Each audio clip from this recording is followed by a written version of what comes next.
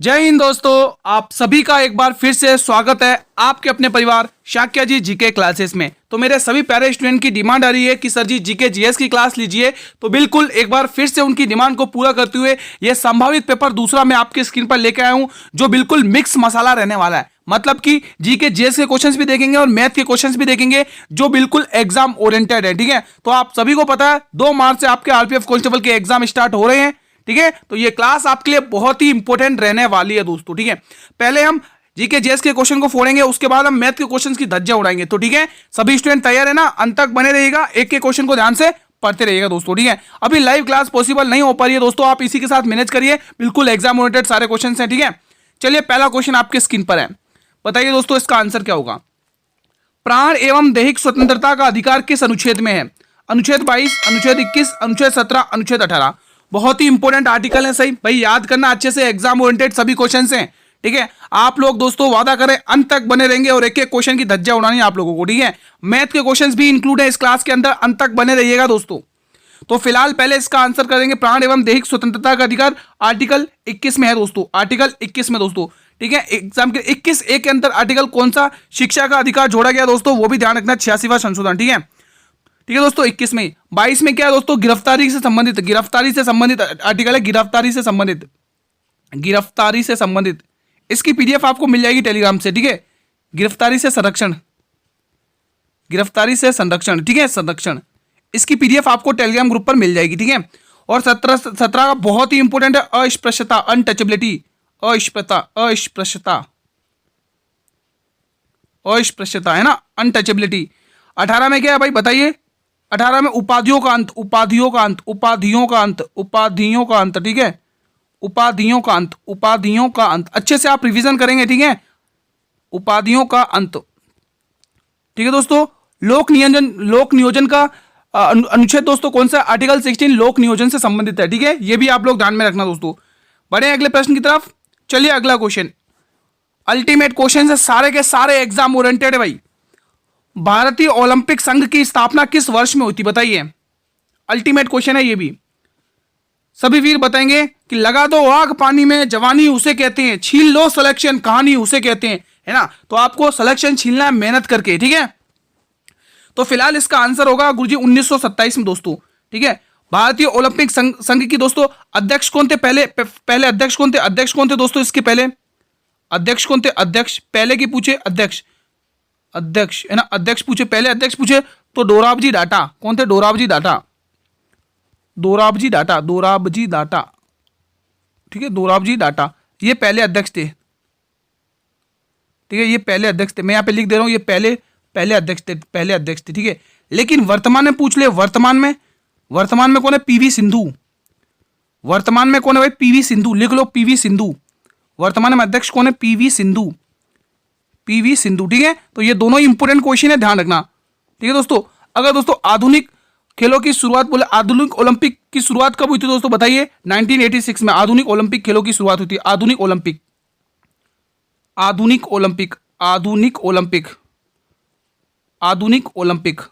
ठीक है, आधुनिक ओलंपिक कहां पर हुई थी दोस्तों? यूनान के एथेंस शहर में ओलंपिक, यूनान के एथेंस शहर में दोस्तों। कहां पर हुई थी? एथेंस शहर में। ये एथेंस किसकी राजधानी? यूनान की है, एथेंस शहर में। ठीक है, एथेंस शहर में, यह ध्यान रखना दोस्तों। ठीक है, तो ये फैक्ट है, एग्जाम के लिए इंपॉर्टेंट है भाई। ठीक है, बड़े अगले प्रश्न की तरफ। चलिए अगला क्वेश्चन, हर एक क्वेश्चन आपके लिए बहुत ही इंपॉर्टेंट साबित रहने वाला है। चिकनकारी चित्रकला कहाँ की प्रसिद्ध है? महाराष्ट्र की, बिहार की, लखनऊ की या गुजरात की? सभी स्टूडेंट बताएंगे। तो गुरुजी चिकनकारी की बात करें आप तो इसको लखनऊ टिक कर लें, लखनऊ को लॉक कर लो, बिल्कुल सही है।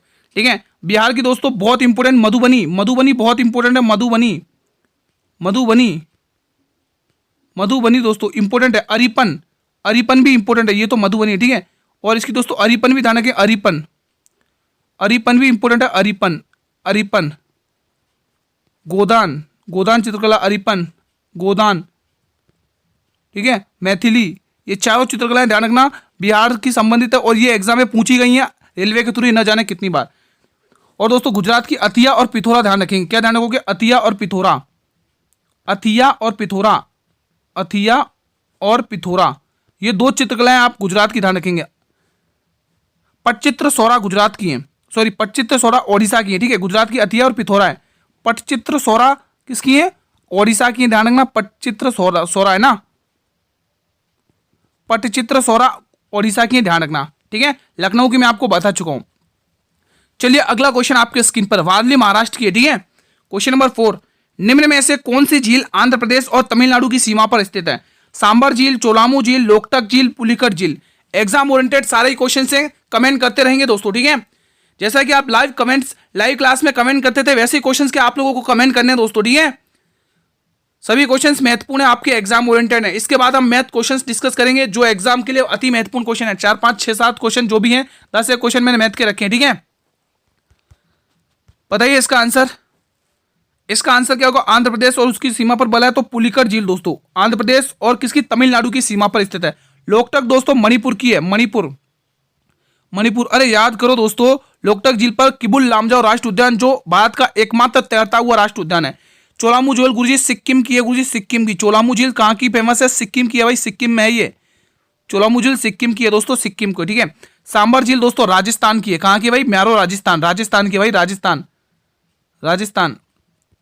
चलिए मेरे वीरों, अगला क्वेश्चन आपकी स्क्रीन पर लेने जा रहे हैं। अगला क्वेश्चन आपकी स्क्रीन पर है, बताएंगे फिलहाल इसका आंसर। दोराबजी टाटा द्वारा Tata iron and steel company की शुरुआत स्थापना किस वर्ष में हुई थी? 1919 में, 1907 में, 1913 में, 1911 में। मेरे सभी वीर बताएंगे दोस्तों, बहुत ही इंपॉर्टेंट क्वेश्चन है भाई। इसका आंसर क्या होगा दोस्तों, बताइए। तो बिल्कुल इसकी स्थापना हुई थी 1907 में दोस्तों, जमशेदपुर झारखंड में। कहां पर हुई थी दोस्तों? यहां पर मैं लिख लो, आयरन एंड स्टील कंपनी, इसकी स्थापना हुई थी जमशेदपुर। ये दोस्तों 26 अगस्त को हुई थी ना, 26 अगस्त लिख सकते हैं, अगर आपको पूछे तो लिख सकते 26 अगस्त को हुई थी, ठीक है। यहां पर लिख लो जमशेदपुर, यहां पर लिख लो जमशेदपुर,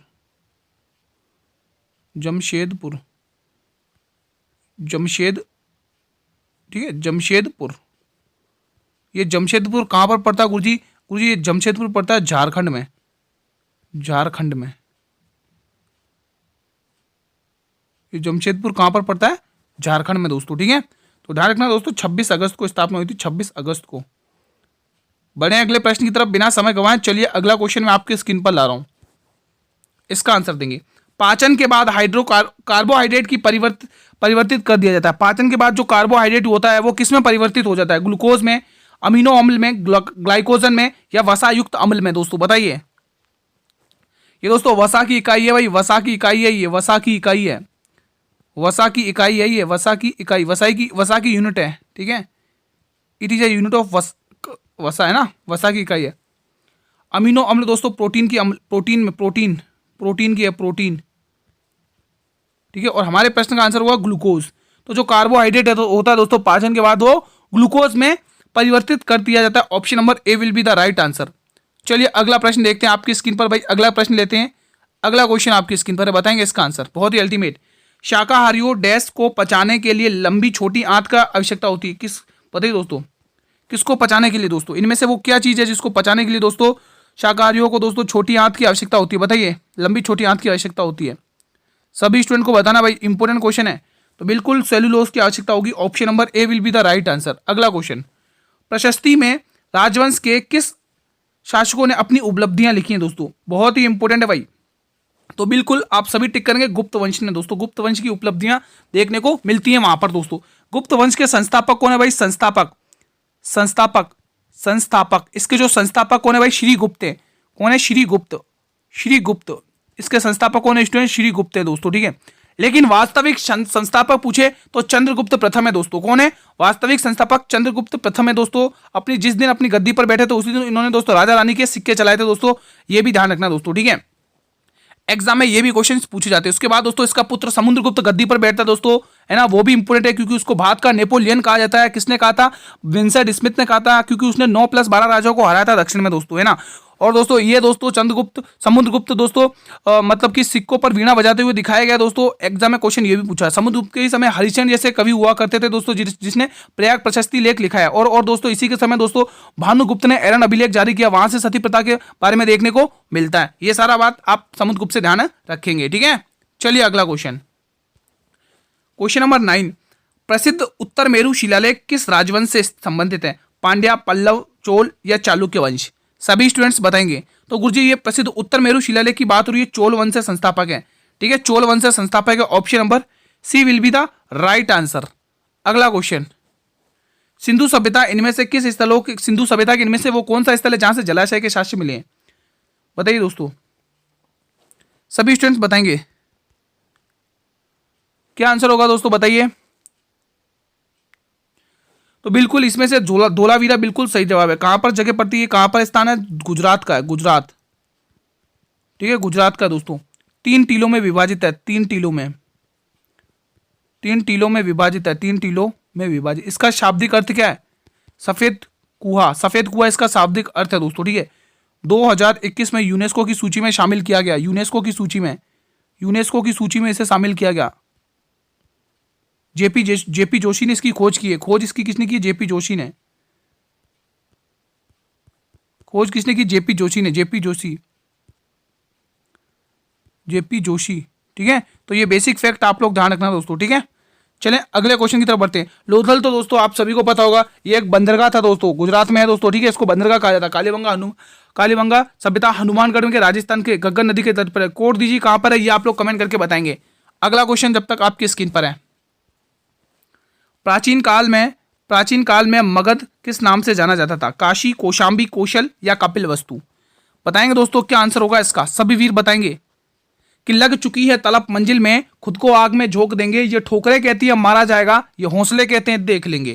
क्वेश्चन आपकी स्क्रीन पर बताएंगे। तो बिल्कुल कौशल कहा जाता था दोस्तों। कौन सी अवध को किस नाम से जाना जाता था? अवध को कौशल के नाम से जाना जाता था। ठीक है, और कौशल की राजधानी क्या होती थी दोस्तों? इसकी राजधानी श्रावस्ती हुआ करती थी, राजधानी। इसकी स्टूडेंट राजधानी क्या हुआ करती थी मेरे वीरों? इसकी राजधानी देखेंगे तो ध्यान रखेंगे श्रावस्ती। क्या हुआ करती थी? श्रावस्ती, श्रावस्ती। इसकी राजधानी क्या होती थी मेरे वीरों? श्रावस्ती होती थी। ठीक है, अगला प्रश्न मेरे वीरों आपकी स्क्रीन पर है। 42वां संशोधन अधिनियम किस दिन से लागू हुआ था? बहुत ही इंपॉर्टेंट है। इसी को दोस्तों मिनी कॉन्स्टिट्यूशन कहा जाता है, लघु संविधान कहा जाता है, मिनी कॉन्स्टिट्यूशन। इसी को स्टूडेंट मिनी कॉन्स्टिट्यूशन कहा जाता है, मिनी कॉन्स्टिट्यूशन, मिनी कॉन्स्टिट्यूशन कहा जाता है, मिनी कॉन्स्टिट्यूशन। ठीक है, इसी को लघु संविधान कहा जाता है दोस्तों। इसी के तहत दोस्तों 3 नए शब्द जोड़े गए, 3 नए शब्द जोड़े गए, नए शब्द जोड़े गए संविधान में, शब्द जोड़े गए। कौन कौन से तो जोड़े गए? जोड़े गए तो कौन कौन से 3 शब्द हैं? समाजवादी, समाजवादी, समाजवादी, अखंडता,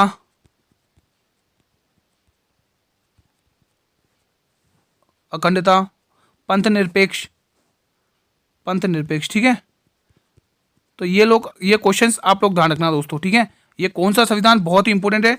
42वां संविधान संशोधन 1976 का है ना, 1976। ठीक है, इसी के तहत दोस्तों सेक्युलर शब्द को भी जोड़ा गया, सेक्युलर शब्द को भी जोड़ा गया। तो ये लागू हुआ था दोस्तों 3 जनवरी से दोस्तों, 3 जनवरी से दोस्तों। Option number D will be the right answer. ये आरपीएफ कांस्टेबल में क्वेश्चन पूछा गया था, आरपीएफ कांस्टेबल में जो 2019 में हुआ था ना एग्जाम, उसका क्वेश्चन है।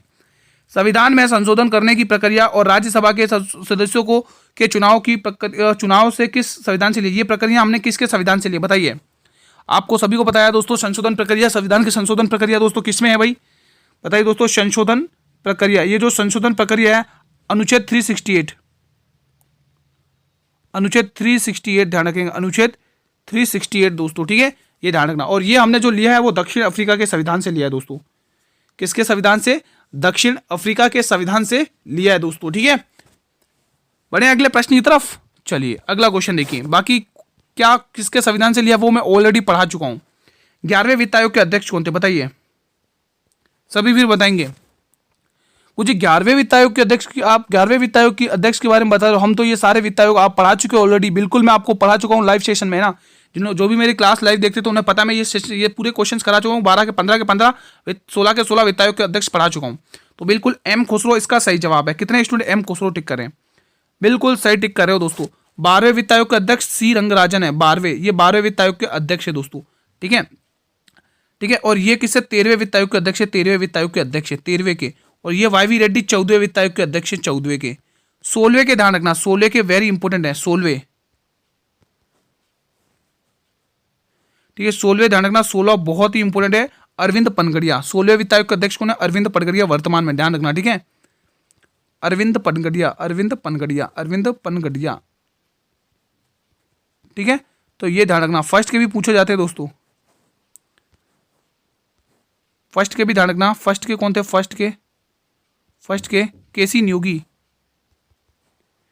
केसी नियोगी, केसी नियोगी, केसी नियोगी, केसी नियोगी, ये फर्स्ट के थे। ठीक है, 15वें वित्त आयोग के अध्यक्ष भी ध्यान रखना, 15वें एनके सिंह, 15वें एनके सिंह। ठीक है, तो ये ध्यान रखना एनके सिंह, एनके सिंह। ठीक है, तो ये कुछ इंपॉर्टेंट फैक्ट हैं, आप ध्यान रखना अच्छे से, आपको ये पता होने चाहिए। ठीक है, तो फिलहाल सी ऑप्शन सही जवाब है। अगला क्वेश्चन आपके स्क्रीन पर है, निम्न में से कौन सा उद्योग अध्यक्ष निर्यात सृजित करता है? भोजन, कच्चा तेल, पर्यटन, ऑटोमोबाइल। आरपीएफ कांस्टेबल में पूछा था क्वेश्चन 2019 में, पर्यटन इसका सही जवाब है, ऑप्शन नंबर सी। अगला प्रश्न आपके स्क्रीन पर, भारतीय नियोजन के वास्तुकार के रूप में किसे जाना जाता है? महात्मा गांधी, जवाहरलाल नेहरू, पीसी महालनोबिस या फिर वल्लभी पटेल। वो कौन सा पंचवर्षीय योजना थी जिसका मॉडल पीसी महालनोबिस था? दोस्तों मैं आप सभी के कमेंट्स चाहता हूँ, मैं आप सभी के कमेंट्स चाहता हूँ कि वो कौन सी पंचवर्षीय योजना थी जो पीसी महालनोबिस मॉडल पर आधारित थी। ठीक है, ये क्वेश्चन बोलेंगे आप लोग। स्पेशल ओलंपिक में भाग लेने के लिए निर्धारित न्यूनतम आयु कितनी थी? 12, 15, 18, 8। इजी क्वेश्चन है, आरपीएफ कांस्टेबल में पूछा गया है, 2019 में ये पेपर हुआ था। ठीक है, option number D will be the right answer. ये प्रश्न बताएंगे, फ्लैग रेट फाउल निम्न में से किस खेल से संबंधित है? आरपीएफ कांस्टेबल 2019 में पूछा था ये क्वेश्चन, आप जाके सर्च भी कर सकते हैं इस क्वेश्चन को। ठीक है, हालांकि मैंने यहाँ पे एग्जाम किस में वो लिख नहीं पाया दोस्तों, लेकिन ये क्वेश्चन एग्जाम में पूछे हो। अगर आपको यकीन ना हो तो आप ये गूगल पर सर्च मारिए और देख सकते जाके ये क्वेश्चन से एग्जाम में पूछे गए हैं ना। अब इतनी श्योरिटी के साथ बोल रहा हूं तो पूछे ही गए होंगे ना, तो इसका आंसर बताएंगे दोस्तों। अंत तक बने रहना, अभी मैथ के क्वेश्चन की धज्जियां उड़ानी है आप लोगों को, और वो भी कौन से क्वेश्चन है जो आरपीएफ कांस्टेबल में पूछे गए थे दोस्तों, जो प्रीवियस ईयर क्वेश्चन है वो क्वेश्चन है आपको। ठीक है, तो अंत तक बने रहना आप लोगों को। तो इसका संबंध बास्केटबॉल, दोस्तों ये बास्केटबॉल का एक नियम है, option number D will be the right answer. ये बास्केटबॉल का एक फाउल है। ठीक है, सिक्किम का लोकप्रिय मुखौटा लोक नृत्य किससे संबंधित है? बताइए, बहुत ही शानदार क्वेश्चन है भाई साहब। बताइए, सिक्किम का लोकप्रिय मुखौटा नृत्य किससे कौन सा है? बताइए इनमें से। तो बिल्कुल सिंधी छाम, कितना है? सिंधी छाम है भाई, सिंधी सम, ऑप्शन नंबर ए। ये भी आरपीएफ कांस्टेबल ने पूछा था, आप लोग देख सकते हैं 2019 में हुआ था। पर्यावरण प्रदर्शन सूचकांक में भारत में कौन सा स्थान रहा? वेरी इंपॉर्टेंट, मैं यहाँ पे डाल देता हूँ, इंपॉर्टेंट क्वेश्चन है भाई ये करंट अफेयर का। बताएंगे इसका आंसर सभी वीर। तो इस हमारे जो भारत की, हमारे प्यारे से भारत की जो रैंक रही है वो 176 रही है, 176। विश्व भूख सूचांक 2024 में भारत किस स्थान पर है? ये भी इंपॉर्टेंट क्वेश्चन है, डबल नहीं ट्रिपल स्टार लगा लो, इंपॉर्टेंट क्वेश्चन है भाई साहब। 101, 105, 104 या 110, सभी वीर बताएंगे। तो जो भारत हमारा रहा है वो कौन से स्थान पर? 105वें स्थान पर रहा, ऑप्शन नंबर बी। फिलहाल अगले प्रश्न का जवाब, टोक्यो ओलंपिक में भारत हॉकी में कितने साल बाद पदक जीता? भाई साहब बहुत ही इंपॉर्टेंट है भाई साहब, बताइए। तो भारत जीता 41 साल के बाद दोस्तों। कितने साल के बाद? हॉकी दोस्तों, अभी जो 2024 में पेरिस ओलंपिक हुए थे, 2024 में दो पेरिस ओलंपिक हुए थे दोस्तों, उसमें भी दोस्तों पदक जीते हैं दोस्तों, 13 पदक जीते। कितने? हॉकी में 13 पदक जीते, 13 पदक जीते अभी तक, 13 पदक जीते, कुल 13 पदक जीते। कुल कितने? कुल यहाँ पे मैं लिख देता हूँ, नहीं तो सब समझेंगे 13। ठीक है, तो अभी जो वर्तमान में जो हॉकी टीम के कप्तान कौन थे भाई? कप्तान कौन थे? हरमनप्रीत सिंह। कप्तान कौन थे? कप्तान कौन थे? स्पेन को हराया था 2-1 से, है ना। कप्तान कौन थे?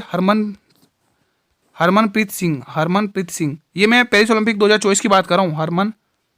हरमनप्रीत सिंह, हरमनप्रीत सिंह। ठीक है, स्पेन को 2-1 से हराया दोस्तों। किससे? 2-1 से हराया, लेकिन जर्मनी से सेमीफाइनल में हार गए दोस्तों। ठीक है, तो ये बात ध्यान रखना आप लोग। ये कुछ इंपॉर्टेंट फैक्ट आपकी स्क्रीन पर है। अगला क्वेश्चन आपकी स्क्रीन पर है, निम्न में से कौन सा रोग बैक्टीरिया द्वारा नहीं होता? बताइए, हैजा, तपेदिक या आंत्रजोहर? बताइए, और या हेपेटाइट ए, इनमें से वो कौन सा रोग है जो बैक्टीरिया के द्वारा नहीं होता है? मतलब, है ना, बताइए, मतलब कि जीवाणु के द्वारा नहीं होता। बताइए, बैक्टीरिया को हिंदी में जीवाणु कहते हैं, जीवाणु, जीवाणु, मैं यहाँ पे लिख देता हूँ जीवाणु। ठीक है, और विषाणु को वायरस कहते हैं। तो बिल्कुल दोस्तों, हैजा, तपेदिक और आंत्रजोहर, दोस्तों ये तीनों के तीनों रोग किससे होने वाले? जीवाणु से, यानी बैक्टीरिया से होने वाले रोग है। जीवाणु, जीवाणु जिसको इंग्लिश में कहते हैं बैक्टीरिया, बैक्टीरिया, बैक्टीरिया जिसको इंग्लिश में बैक्टीरिया कहते हैं। और ये जो नहीं होता वो हमारा ऑप्शन है, ऑप्शन नंबर ए, हेपेटाइटिस। ये दोस्तों विषाणु से होने वाला रोग है। विषाणु, विषाणु, ये विषाणु से होने वाला एक रोग है। और विषाणु को इंग्लिश में वायरस कहते हैं, वायरस, वायरस, वायरस से होने वाला डिजीज है, वायरस से होने वाली ये डिजीज है। आई होप गाइस की क्वेश्चन इजीली समझ में आया होगा आपको। ठीक है, पूर्व चोल राजाओं में से किसे सबसे महान शासक माना जाता है? बताइए, पूर्व चोल राजाओं में से किसे सबसे महान शासक माना जाता है? पुलकेशिन द्वितीय, कारिकल, राजसिम्हा या नंदीवर्मन? मेरे सभी वीर इसका आंसर बताएंगे। पूर्व चोल राजाओं में से किसे सबसे महान शासक माना जाता है दोस्तों? बताइए। ये क्वेश्चन आरपीएफ कांस्टेबल ने पूछा था, जो आपके 2019 में एग्जाम हुआ था। तो कारिकल को माना जाता है भाई। Option number B will be the right answer. बहुत ही शानदार एक और क्वेश्चन। बोडो समुदाय द्वारा निम्न में से कौन सा नृत्य किया जाता है? होप जनाई नृत्य, छड़ी नृत्य, डंडारिया नृत्य या बुगुरुम्मा नृत्य? बताइए। बोडो समुदाय द्वारा निम्न में से कौन सा नृत्य किया जाता है? तो गुरुजी ये नृत्य किया जाता है, ये नृत्य किया जाता है, ये नृत्य किया जाता है बुगुरम्मा नृत्य दोस्तों। बुगुरम्मा दोस्तों कौन सा नृत्य है मेरे वीरों? बुगुरम्मा नृत्य दोस्तों जो किया जाता है दोस्तों। ठीक है, एग्जाम के पॉइंट ऑफ व्यू से अति महत्वपूर्ण है भाई ये दोस्तों। बुगुरुम्मा नृत्य दोस्तों असम का है। असम का कहाँ का फेमस है? असम का। असम का नृत्य है दोस्तों। ठीक है, एग्जाम के लिए ये भी असम का। होप जलाई भी असम का। असम का, असम का है। छड़ी और डंडारिया ये दोनों आंध्र प्रदेश के हैं। आंध्र प्रदेश के, आंध्र प्रदेश के, आंध्र प्रदेश की। अब मुझे कमेंट करके बताइए इन 25 क्वेश्चंस में से कितने आपने सही किए, क्योंकि इसके बाद हम धज्जियां उड़ाएंगे मैथ के क्वेश्चंस की, है ना। क्योंकि अब इस बार मैथ के क्वेश्चंस पर प्रहार करेंगे। अब हम बताइए इन 35 में से आपने कितने सही किए? इन 25 में से आपने कितने सही किए? कमेंट बॉक्स के माध्यम से बताइए भाई, आपने इन 25 में से कितने सही किए। फिर इसके बाद हम मैथ के क्वेश्चन की धज्जियां उड़ाएंगे। कमेंट करके बताइए कि आपने कितने सही किए। चलिए मैथ का मैं पहले, जैसा कि मैंने कमिटमेंट किया था कि मैथ के क्वेश्चन भी रखूंगा। पहला क्वेश्चन आपकी स्क्रीन पर है। बताइए, यह आरपीएफ कांस्टेबल ने पूछा गया है। जब 45,342 को 9 से विभाजित किया जाता है तो शेषफल क्या बचेगा? अल्टीमेट क्वेश्चन है भाई साहब, बताइए, मजा आ जाएगा। देखो सभी क्वेश्चन इंपॉर्टेंट है भाई। ये आरपीएफ एसआई के थ्रू ही पूछे, आरपीएफ कांस्टेबल के थ्रू ही पूछे गए क्वेश्चन है ना। मैं अलग से लिख के नहीं, यहाँ आप जाकर गूगल पर सर्च कर सकते हैं, है ना। या फिर आपके पास अगर पीवाईक्यू बुक हो आरपीएफ कांस्टेबल की, तो आप वहां पर जाके मैथ के सेक्शन में जाके देख के सर्च कर सकते हैं। नंबर सिस्टम का बहुत ही बेहतरीन क्वेश्चन है। तो गुरुजी जब भी ऐसे क्वेश्चन आए गुरुजी हम इसको फास्ट करने का कोई तरीका बताओ ना, क्योंकि हम स्लो तो सभी वीर कर लेते हैं, लेकिन हमें सिलेक्शन लेना है ना। सिलेक्शन लेना है तो गुरुजी थोड़ा टाइम कंज्यूम करना पड़ेगा। अब टाइम कंज्यूम करना पड़ेगा तो हमें थोड़ा फास्ट करना पड़ेगा। अब फास्ट करना पड़ेगा तो हमें कुछ ट्रिक बताओ, ठीक है, कैसे इस क्वेश्चन को हम जल्दी क्रैक कर सकते हैं। दोस्तों जब भी 9 का विभाजकता का नियम आए तो अंकों का योग क्या होना चाहिए? 9 का, यानी कि जो भी 9 बना रहा होगा योग उसको हटा दो। 5 और 4 9 होता है, इसको हटा दो। 4 और 3 7 8 और 9 होता है, इसको हटा दो। मतलब कुछ नहीं बता, 0 बचा तो इसका इकाई अंक 0 आएगा। क्या आएगा दोस्तों? 0। यानी कि ये पूरा का पूरा नंबर गुरुजी 9 से पूर्णतः विभाजित है। अगर हम इसको 9 से पूर्णतः विभाजित करेंगे गुरुजी तो हमारा जो इकाई अंक आएगा वो 0 आएगा। कोई दिक्कत नहीं। अगला क्वेश्चन आपकी स्क्रीन पर। सॉरी, इकाई अंक क्या? शेषफल 0 बचेगा, है ना। मैंने इकाई अंक बोल दिया, शेषफल 0 बचेगा। निम्न में से कौन सा पूर्ण वर्ग है? बहुत ही अल्टीमेट क्वेश्चन है भाई साहब। अब यहां पर लिखो पूर्ण वर्ग कौन सा नहीं होता है? पूर्ण वर्ग नहीं होता, ये लिख लो, कंसेप्ट दिमाग में छाप लो, एक पे फोटो खींच लो, स्क्रीनशॉट ले लो। पूर्ण वर्ग नहीं होता है, पूर्ण वर्ग नहीं होता है, पूर्ण वर्ग नहीं होता है। आप तो गुरुजी वो नंबर बता दो जो पूर्ण वर्ग नहीं है। तो ये कंसेप्ट दोस्तों नोट करो, अभी के अभी दिमाग में छापो। जिस भी संख्या का इकाई अंक 2, 3, 7 और 8 है, जिस भी संख्या का इकाई अंक 2, 3, 7, 8 है, वो कभी भी परफेक्ट स्क्वायर नहीं बनेगा, वो कभी भी पूर्ण वर्ग नहीं होगा। इसको इंग्लिश में परफेक्ट स्क्वायर कहते हैं। परफेक्ट स्क्वायर, परफेक्ट स्क्वायर नहीं होगा, वो कभी भी परफेक्ट स्क्वायर नॉट होगा, है ना। वो कभी भी परफेक्ट स्क्वायर नहीं होगा, ये ध्यान रखना दोस्तों, ठीक है। जिस भी संख्या के इकाई अंक अगर 2, 3, 7, 8 है तो वो कभी भी परफेक्ट स्क्वायर नहीं होगा। इसका इकाई अंक 7 है, ये कभी होगा नहीं। इसका इकाई अंक 8 है, ये कभी होगा नहीं। इसका इकाई 2 है तो ये कभी परफेक्ट स्क्वायर नहीं होगा, ये होगा। भाई साहब मजा आ गया गुरुजी, आपने तो बहुत ही शानदार कंसेप्ट बता दिया। दोस्तों रट लो, दिमाग में छाप लो। आरपीएफ कांस्टेबल में न जाने कितनी बार क्वेश्चन पूछा गया था प्रीवियस ईयर में, ठीक है। तो ध्यान रखना ये क्वेश्चन इंपॉर्टेंट है भाई, हल्के में मत ले लेना। अभी देखते देखते तो चलो याद हो गया, लेकिन 2-3 दिन बाद पूछेंगे क्या था, क्या बताया था गुरुजी ने, फिर आप ऐसे करोगे, है ना। तो ध्यान रखना, या तो स्क्रीनशॉट ले लो या तो पीडीएफ मिल जाएगी रिवीजन के लिए हमारे टेलीग्राम ग्रुप पर। लिंक वीडियो के डिस्क्रिप्शन बॉक्स में दिया हुआ ग्रुप का, आप ज्वाइन होकर देख सकते हैं। उन संख्याओं का गुणनफल ज्ञात कीजिए जिनका लघुत्तम समापवर्तक तो 25 है और महत्तम समापवर्तक 8 है। संख्याओं का गुणनफल ज्ञात करना भाई साहब मजा आ जाएगा। बताइए, आरपीएफ कांस्टेबल के पूछे गए क्वेश्चन हैं भाई साहब। मैंने मैथ के जितने भी क्वेश्चन रखे वो आरपीएफ कांस्टेबल ने पूछे गए हैं भाई साहब। आप तबाही मचा सकते हैं अगर आप अच्छे से रिवीजन करेंगे, ठीक है। हर एक क्वेश्चन को धुआं कर सकते हैं, धज्जा उड़ा सकते हैं हर एक क्वेश्चन की।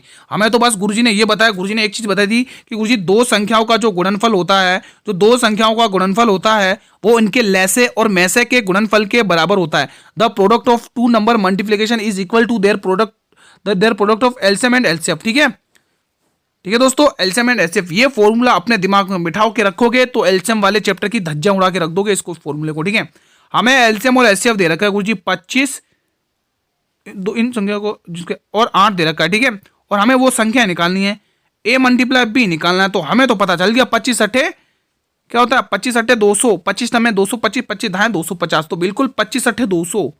ऑप्शन नंबर बी को फोड़ दिया आपने, क्या बात है, मजा आ गया भाई साहब। ये क्वेश्चन बताएंगे, ये क्वेश्चन बताएंगे आप लोग। दो संख्याओं का लघुत्तम समापवर्तक 171 है और महत्तम समापवर्तक 19 है। यदि उनमें से एक संख्या 19 है तो इस दूसरी संख्या क्या है, 1 सेकंड में उड़ा सकते हो, 1 सेकंड में। 1 सेकंड भी, मैं तो कहूं 1 सेकंड भी नहीं लगेगा, बहुत इजी उड़ा सकते हो। कब, जब आपको कंसेप्ट पता हो। और ये बात मेरी लिख लो कहीं पर कि ये क्वेश्चंस एग्जाम में आएंगे इस टाइप के।